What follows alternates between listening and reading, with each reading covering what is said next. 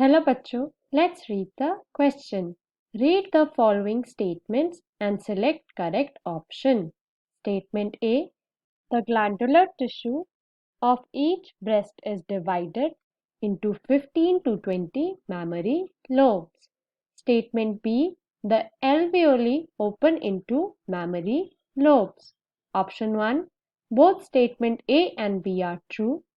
Option 2. Both statement A and B are false. Option 3. Statement A is true but statement B is false. And lastly, statement A is false but statement B is true. तो इस question में हमें बताना है कि mammary gland से related ये दोनों स्टेटमेंट्स में से कौन से स्टेटमेंट हमारे ट्रू है या फिर फॉल्स है. सो की concept for this question is की कॉन्सेप्ट मैमरी ग्लैंड्स. तो पहले हम समझते हैं कि मैमरी ग्लैंड्स होते क्या हैं. सो इन मैमल्स जो फीमेल होती है उनमें कुछ ग्लैंड्स प्रेजेंट होते हैं जिनका काम होता है लैक्टेशन और production of milk for their offspring. And ये ग्लैंड्स होते हैं memory glands. So in humans memory glands present होते हैं in the breast of females. So breast में प्रेजेंट जो ग्लैंडुलर टिश्यूज होते हैं वो हमारे डिवाइडेड होते हैं इनटू 15 to 20 mammary lobes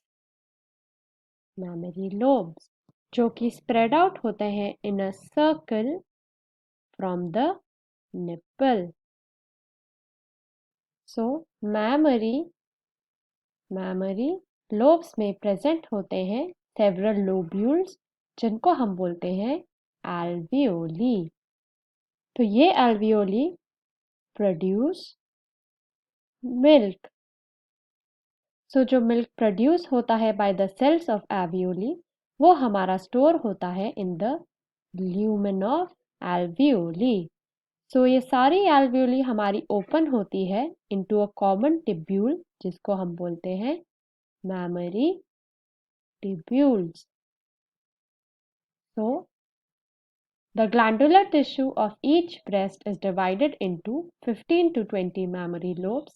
तो ये statement हमारा correct है, but the alveoli is open into mammary lobes is incorrect since alveoli open into mammary tubules. So statement A is true, but statement B is false. So C is our correct answer. I hope you understood the question well.